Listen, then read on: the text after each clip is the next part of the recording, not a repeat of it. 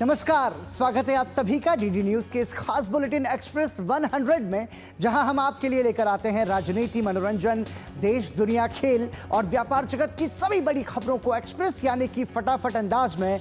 मैं हूं आपके साथ पराक्रम सिंह शेखावत। तो आइए शुरू करते हैं तेज रफ्तार से जुड़ी खबरों का सिलसिला। लोकसभा चुनाव के 7वें और अंतिम चरण की 57 सीटों पर 1 जून को होने वाले मतदान की तैयारियां पूरी।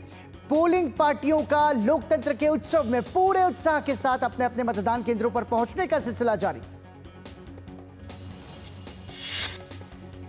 7वें चरण के मतदान में 10 करोड़ 6 लाख से ज्यादा मतदाताओं के लिए 1,09,000 मतदान केंद्र बनाए गए।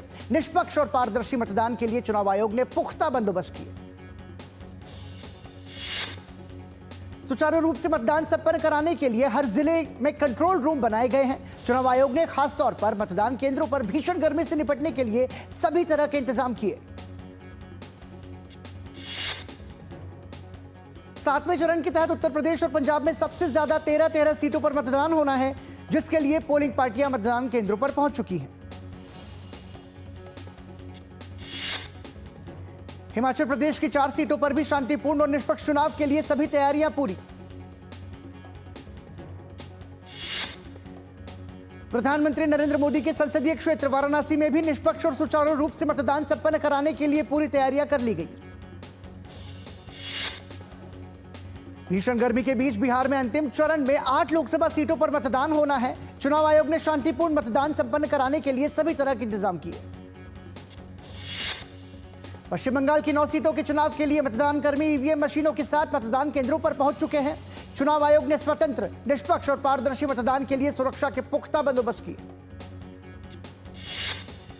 7वें चरण में ओडिशा की 6 सीटों पर भी मतदान की तैयारियां पूरी। ऐसे में निर्वाचन आयोग मतदान केंद्रों तक आने वाले हर मतदाता का ध्यान रखने की कोशिशों में जुटा। 7वें चरण में झारखंड की 3 सीटों और केंद्र शासित प्रदेश चंडीगढ़ की 1 सीट पर भी शांतिपूर्ण और निष्पक्ष मतदान की तैयारियां पूरी। मतदान प्रतिशत बढ़ाने के लिए निर्वाचन आयोग की ओर से कोई कोर कसर नहीं छोड़ी जा रही। इस बार चुनाव प्रचार के अंतिम चरण के लिए दिग्गज नेताओं के बीच आरोप प्रत्यारोप के साथ साथ ढेरों वादों का भी दौर दिखाई दिया। प्रचार के दौरान सत्ता पक्ष और विपक्ष के बीच अनेकों मामले और मुद्दे छाए रहे। चुनाव प्रचार में राम मंदिर, भ्रष्टाचार, परिवारवाद, संविधान में बदलाव, आरक्षण में बदलाव, अनुच्छेद 370, भ्रष्टाचार, महंगाई, बेरोजगारी, विकसित भारत और राष्ट्रीय सुरक्षा जैसे कई मुद्दे छाए रहे। 7वें और अंतिम चरण पर नजर में 57 सीटों पर मतदान होना है, जिसमें से 41 सामान्य, 13 अनुसूचित जाति और 3 अनुसूचित जनजाति के लिए सुरक्षित है। लोकसभा के अंतिम चरण में 7 राज्यों और 1 केंद्र शासित प्रदेश में मतदान होना है, जिसके लिए 904 उम्मीदवार चुनावी मैदान में, जिसमें 809 पुरुष उम्मीदवार और 95 महिला उम्मीदवार शामिल। 1 जून को जिन 57 सीटों पर मतदान होना है, उनमें उत्तर प्रदेश की 13, पंजाब की 13, पश्चिम बंगाल की 9, बिहार की 8, ओडिशा की 6, हिमाचल प्रदेश की 4, झारखंड की 3 सीटों के अलावा चंडीगढ़ की एकमात्र संसदीय सीट पर चुनाव कराए जाएंगे। 7वें चरण में प्रधानमंत्री नरेंद्र मोदी समेत कई केंद्रीय मंत्री, पूर्व मुख्यमंत्री और विपक्ष के दिग्गज नेता चुनावी मैदान में किस्मत आजमा रहे हैं। हमीरपुर से केंद्रीय मंत्री अनुराग सिंह ठाकुर, पटना साहिब से रविशंकर प्रसाद, पाटलिपुत्र से रामकृपाल यादव, मिर्जापुर से अनुप्रिया पटेल, आरा से आरके सिंह, चंदौली से डॉक्टर महेंद्र नाथ पांडे चुनावी मैदान में।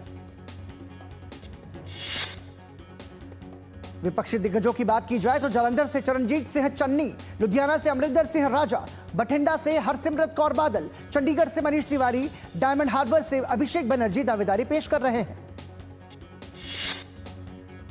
आम चुनाव के पहले 6 चरणों में लगभग 65.54% मतदान दर्ज किया गया, जहां छठे चरण में 63.37% मतदान दर्ज किया गया, तो वहीं 5वें चरण में 62.2% वोटिंग हुई। 4 जून को मतगणना होगी।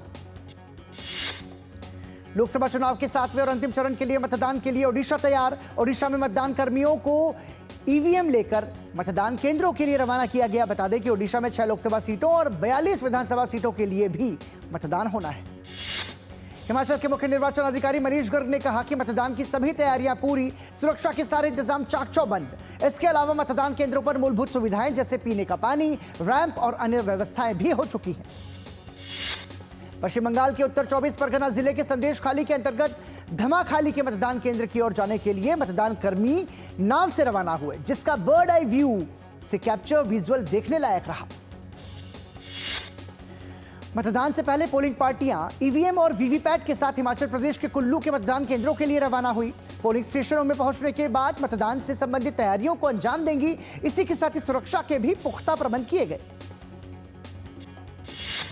ओडिशा के मयूरभंज जिले में मतदान कर्मियों को रवाना किया गया। चुनाव में प्रत्येक मतदाता की भागीदारी सुनिश्चित करने के लिए यह दल पूरी मुस्तैदी के साथ अपने कर्तव्य को निभा रहा है। पिछले कई दिनों से देश का बड़ा हिस्सा भीषण गर्मी की चपेट में, पूरा उत्तर भारत भीषण हीट वेव से जूझ रहा है। पहाड़ों पर भी गर्म हवाएं लोगों को परेशान कर रही हैं। अलग अलग राज्यों में कई लोग प्रचंड गर्मी से काल के गाल में समा गए। बिहार में करीब 65, झारखंड में 9, राजस्थान में 5, ओडिशा में 41 लोगों की मौत गर्मी की वजह से हुई। बिहार भीषण गर्मी और लू की चपेट में, प्रचंड गर्मी आपदा का रूप धारण करती जा रही है। चढ़ता पारा चुनावी तपिश को भी प्रभावित कर रहा है। बिहार में मतदान कर्मी भी लू की चपेट में आ रहे हैं। 2 स्कूल प्रिंसिपल और 6 मतदान कर्मी की मौत हो गई। उत्तर प्रदेश के सोनभद्र, ओबरा और घोरावल विधानसभा के लिए जा रही पोलिंग पार्टी के कई मतदान कर्मी हीट वेव की चपेट में आए। देश की राजधानी दिल्ली में इस समय भीषण गर्मी पड़ रही है। पारा लगातार 50 के करीब दर्ज किया जा रहा है। भीषण गर्मी से आम जनजीवन पर भी असर पड़ा है। भयंकर गर्मी का असर पूर्व से लेकर पश्चिमी भारत तक देखने को मिल रहा है। इसकी चपेट में ओडिशा भी है। ओडिशा में गर्मी की वजह से 41 लोगों की मौत की खबर सामने आई है। झारखंड में भी भीषण गर्मी से स्थिति भयावह। गर्मी और लू की वजह से यहां 9 लोगों की जान गंवानी पड़ी। लू की चपेट में आने से कई लोग बीमार भी हो गए। राजस्थान सरकार ने हीट वेव से 5 लोगों की मौत होने की पुष्टि की। इस भीषण गर्मी के बीच राजस्थान में कल तापमान में 1 से 3 डिग्री की गिरावट दर्ज की गई और कुछ जिलों में तेज हवाओं के साथ बारिश भी हुई। मौसम विभाग द्वारा देश के कई राज्यों में भीषण गर्मी से जल्द राहत मिलने का अनुमान, लेकिन लू से बचने के लिए एहतियातन उपाय की सलाह भी दी जा रही है। भीषण गर्मी और जानमाल के खतरे को देखते हुए केंद्रीय स्वास्थ्य मंत्रालय की ओर से सोशल मीडिया प्लेटफॉर्म एक्स पर एक गाइडलाइन जारी की गई, जिसमें उन्होंने गर्मी और उनसे होने वाली बीमारियों को पहचान कर लोगों को अपने स्वास्थ्य की देखभाल की सलाह दी है। दिल्ली में तपती गर्मी के बीच जल संकट ने दिल्ली वासियों का जीना और मुहाल कर दिया। राजधानी के कई इलाके गंभीर किल्लत से, पानी की कमी से जूझ रहे हैं। पानी के टैंकरों के पहुंचते ही लोग टूट पड़ते हैं। दिल्ली में संगम विहार, बलजीत नगर, करोल बाग सहित कई इलाकों में जलापूर्ति बाधित है। दिल्ली के मुख्यमंत्री अरविंद केजरीवाल ने हरियाणा और उत्तर प्रदेश से मदद की गुहार लगाई। पानी के टैंकरों के पहुंचते ही लोग उन पर टूट पड़ते हैं। दिल्ली सरकार ने सुप्रीम कोर्ट से अपील की है कि वो हरियाणा को ज्यादा पानी देने का निर्देश दे। बढ़ते जल संकट के बीच भाजपा ने दिल्ली सरकार के खिलाफ प्रदर्शन मार्च निकाला। भाजपा दिल्ली के जल संकट को अरविंद केजरीवाल के कुप्रबंधन का नतीजा बता रही है। दिल्ली जल बोर्ड की एक ताजा रिपोर्ट के अनुसार राजधानी में दैनिक जलापूर्ति 129 करोड़ गैलन प्रतिदिन की आवश्यकता के मुकाबले 96.9 करोड़ गैलन प्रतिदिन रह गई है। दिल्ली सरकार का दावा है कि हरियाणा से पूरा पानी नहीं मिल रहा है, जबकि भाजपा का कहना है कि हरियाणा से 1049 क्यूसेक पानी दिल्ली को मिलता है। इस समय भी इतना ही पानी मिल रहा है। और यहां रुक रहे हैं एक छोटे से ब्रेक के लिए। देखते रहिए DD news. Curiosity can take you to some out of the world places. Took me to the moon today. Curious about this place? Scan this QR code before I take it off with my Seat tires.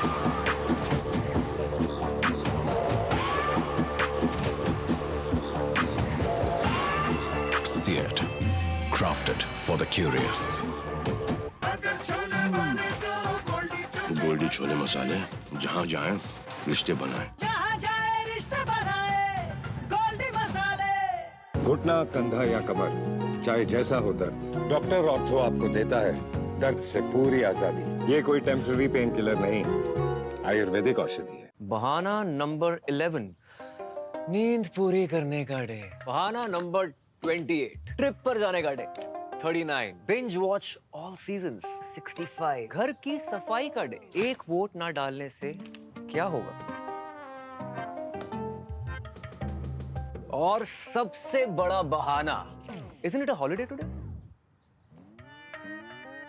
Holiday?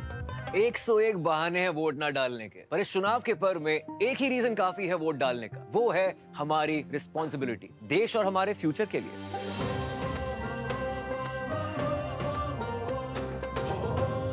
तो चलो सब मिलकर मनाते हैं इस चुनाव के पर्व को गर्व के साथ। बात जब पीढ़ियों के लिए बनने वाले घर की हो तो जिम्मेदारी बड़ी हो जाती है। गैलेंट समझता है ये जिम्मेदारी। अब डबल एम रिब्स के साथ गैलेंट एडवांस TMT रीबार, निर्माण का रियल हीरो। ब्रेक के बाद एक बार फिर आपका स्वागत। आप देख रहे हैं एक्सप्रेस 100। भाजपा का कहना है कि जल संकट टैंकर माफियाओं द्वारा खड़ा किया गया है। केजरीवाल सरकार की मिलीभगत से कागजों पर टैंकर चलाकर फर्जी भुगतान किया जाता है। दिल्ली जल बोर्ड अब 80,000 करोड़ रुपए के कर्ज में है। भाजपा का कहना है कि नरवाना ब्रांच के रखरखाव के 204 करोड़ रुपयों का बकाया भुगतान अब तक दिल्ली सरकार ने नहीं किया। दिल्ली को हर साल पानी के संकट से जूझना पड़ता है। इस समस्या से निपटने के लिए सरकार की तरफ से बड़े बड़े दावे किए जाते हैं, लेकिन हर साल एक ही तरह की तस्वीर सामने आती है। केंद्रीय गृह मंत्री अमित शाह ने आंध्र प्रदेश के तिरुपति बालाजी मंदिर में पूजा अर्चना कर दर्शन किए और सभी लोगों के लिए मंगल कामनाएं की। कांग्रेस महासचिव प्रियंका गांधी ने हिमाचल प्रदेश के शिमला स्थित जाखू मंदिर में भगवान हनुमान के दर्शन किए। उन्होंने मंदिर में देश प्रदेश के जन कल्याण की कामना की। कई महीनों की चुनाव प्रचार के बाद कई राजनेता अब ध्यान और पूजा पाठ में समय बिता रहे हैं। केंद्रीय मंत्री पीयूष गोयल ने राजस्थान के मुख्यमंत्री भजन लाल शर्मा और लोकसभा अध्यक्ष ओम बिरला के साथ मेहंदीपुर बालाजी में पूजा अर्चना की। राष्ट्रीय स्वयंसेवक संघ के सरसंघचालक मोहन भागवत ने रानी अहिल्याबाई होलकर को उनकी 300वीं जयंती पर याद करते हुए कहा कि वो एक आदर्श शासक थी जिन्होंने सुशासन प्रदान किया और समाज के हर वर्ग के कल्याण के लिए काम किया। नागरिक उड्डयन मंत्री ज्योतिरादित्य सिंधिया ने एयरलाइन की देरी और यात्रियों की असुविधा पर कड़ा संज्ञान लिया। इसके बाद नियामक DGCA ने एयर इंडिया को कारण बताओ नोटिस जारी किया। केंद्रीय जांच एजेंसी प्रवर्तन निदेशालय ने हरियाणा में माइनिंग माफिया से जुड़े आरोप में चर्चित और इलाके में किसान नेता के तौर पर खुद को बताने वाले नेता वेदपाल तंवर को गिरफ्तार किया। तमिलनाडु के तिरुनेलवेली में एक दुकान पर अचानक गैस सिलेंडर फटने से 6 लोग घायल। आग लगने से आसपास की 2 दुकानें भी जलकर खाक। मणिपुर में बाढ़ का कहर जारी। इंफाल शहर बाढ़ से बुरी तरह प्रभावित। शहर की ओर जाने वाली अधिकांश सड़कें जलमग्न। NDRF और SDRF समेत कई एजेंसियों को बाढ़ से प्रभावित बचाव कार्य में लगाया गया। 7,000 से अधिक लोगों को सुरक्षित स्थानों पर पहुंचाया गया। बाढ़ प्रभावित परिवारों के लिए जिले में 3 अस्थायी शिविर पहले ही खोले जा चुके हैं। गंगोत्री राष्ट्रीय राजमार्ग पर डबरानी के पास पहाड़ी से पत्थर गिरने से एक व्यक्ति की मौत और 8 व्यक्ति घायल। घायलों को अस्पताल में भर्ती कराया गया। कर्नाटक में यौन शोषण के आरोपों से घिरे प्रज्वल रवन्ना की बेंगलुरु की अदालत ने 6 दिन की SIT हिरासत में भेजा। इससे पहले SIT बोर्डिंग और लेडी कर्जन हॉस्पिटल में मेडिकल के लिए उन्हें ले गई। प्रज्वल रवन्ना को बेंगलुरु से गिरफ्तार किया गया था। गुरुवार देर रात जैसे ही रवन्ना ने बेंगलुरु से केम्पेगौड़ा अंतर्राष्ट्रीय एयरपोर्ट पर लैंड किया, उसे SIT ने अपने शिकंजे में ले लिया। बिहार की मुंगेर लोकसभा सीट के कुछ बूथों पर दोबारा मतदान की याचिका पर सुप्रीम कोर्ट ने सुनवाई से इनकार कर दिया। RJD उम्मीदवार कुमारी अनीता ने कुछ मतदान केंद्रों पर बड़े पैमाने पर धांधली और बूथ कैप्चरिंग के आरोप लगाए थे और नए सिरे से वोटिंग की मांग की थी। दिल्ली आम आदमी पार्टी के नेता स्वाति मालीवाल के साथ मारपीट के आरोपी विभव कुमार को 30 हजारी कोर्ट में ने 14 दिन की न्यायिक हिरासत में भेज दिया। पुलिस हिरासत खत्म होने के बाद विभव कुमार को 30 हजारी कोर्ट में पेश किया गया। देश में जनवरी मार्च की तिमाही में GDP ग्रोथ के आंकड़े सभी अनुमानों से बेहतर रहे। साल 2023-24 में भारत की विकास दर 8.2% रही। साल 2022-23 में भारत की GDP दर में 60% की बढ़त दर्ज की गई। सप्ताह के आखिरी कारोबारी दिन शेयर बाजार में बढ़त देखने को मिली। सेंसेक्स 75 अंकों की बढ़त के साथ 73,961 के स्तर पर बंद। वहीं दूसरी ओर निफ्टी भी हरे निशान के साथ बंद। निफ्टी 42 अंकों की बढ़त के साथ 22,531 पर बंद। वित्त मंत्री निर्मला सीतारमण ने कहा कि प्रधानमंत्री नरेंद्र मोदी की सरकार ने विभिन्न सुधारों को और बेहतर प्रशासन के जरिए बैंकिंग क्षेत्र का कायापलट किया।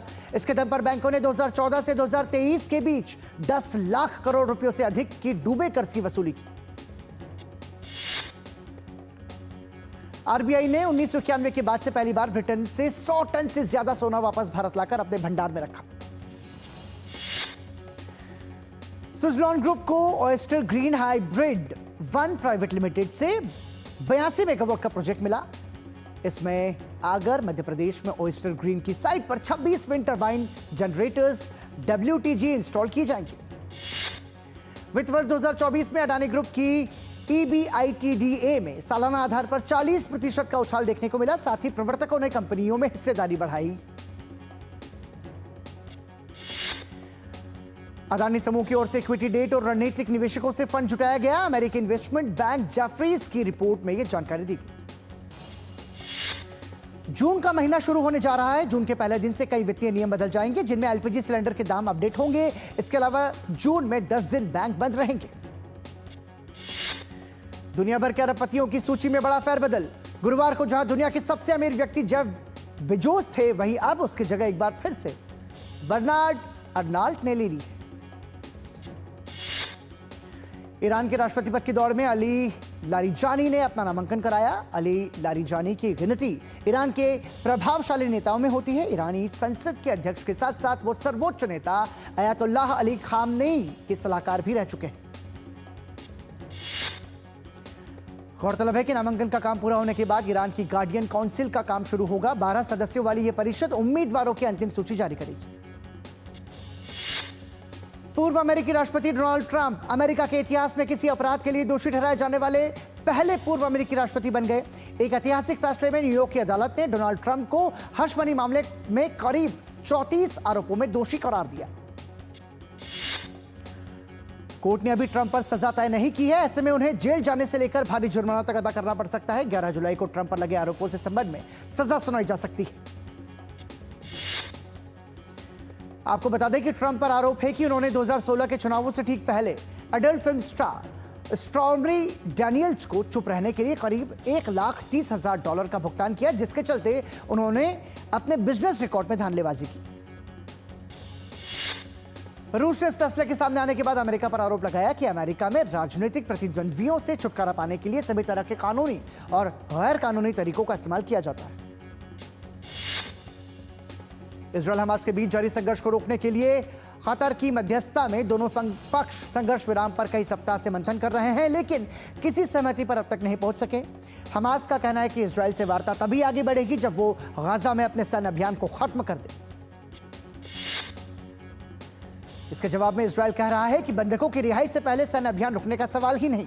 हमास ने मध्यस्थताओं से कहा था कि किसी समझौते तक पहुंचने के लिए जरूरी है कि गाजा में संघर्ष रोका जाए। जवाब में इजरायली वार्ताकारों ने हमास की मांगों को भ्रामक करार दिया।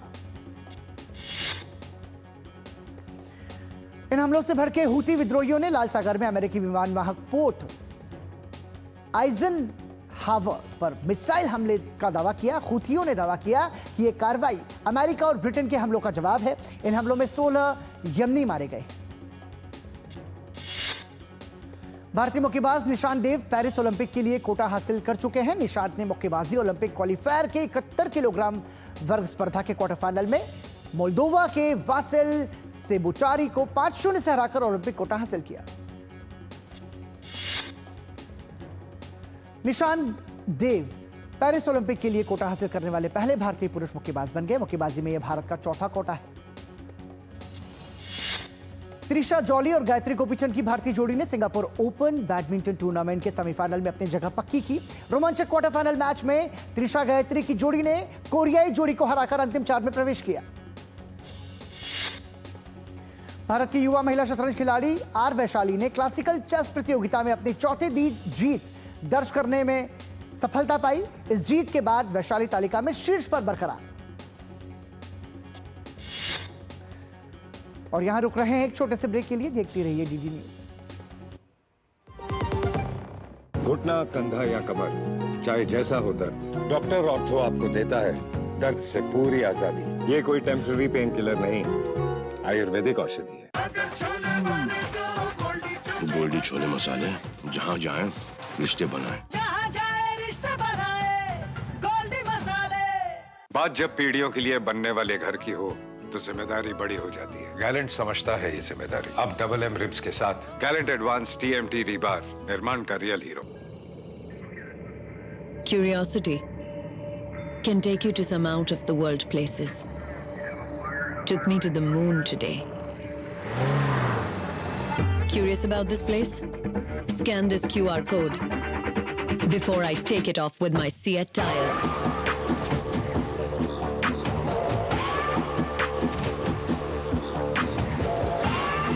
Seat, crafted for the curious.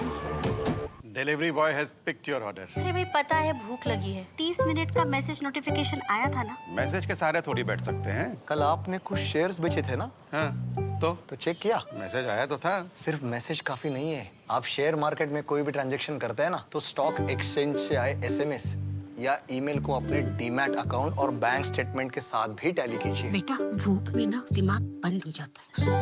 सोच कर समझ कर इन्वेस्ट कर। ब्रेक के बाद एक बार फिर आपका स्वागत। आप देख रहे हैं एक्सप्रेस 100।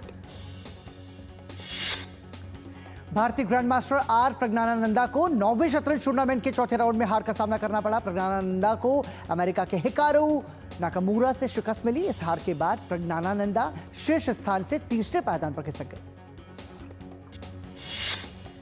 दक्षिण अफ्रीका के खिलाफ होने वाले T20 वनडे और टेस्ट सीरीज के लिए भारतीय महिला टीम की घोषणा हो गई। टीम की अगुवाई हरमनप्रीत कौर करेंगी, जबकि स्मृति मंधाना टीम की उपकप्तान होंगी। शीर्ष क्रम की बल्लेबाज प्रिया पुनिया की वनडे टीम में वापसी हुई है। वहीं जमीमा रॉड्रिग्स और पूजा वस्त्राकर की उपलब्धता फिटनेस पर निर्भर है। बाएं हाथ के स्पिनर साइकाई शाक को भी टीम में जगह मिली। भारत और दक्षिण अफ्रीका की महिला टीम के बीच एक टेस्ट, 3 वनडे और 3 T20 मैच की सीरीज होगी, जो 16 जून से 9 जुलाई के बीच खेली जाएगी। सर्बिया के नोवाक जोकोविच ने फ्रेंच ओपन में अपनी जीत का सिलसिला जारी रखते हुए तीसरे दौर में प्रवेश किया। प्रतियोगिता के दूसरे राउंड में जोकोविच ने स्पेन के रॉबर्टो कार्बालेस बेना को हराकर अगले दौर में प्रवेश किया। फ्रेंच ओपन के दूसरे दौर में कड़े मुकाबले में के बाद डेनमार्क के होल्गर रूने तीसरे राउंड में पहुंचने में सफल रहे।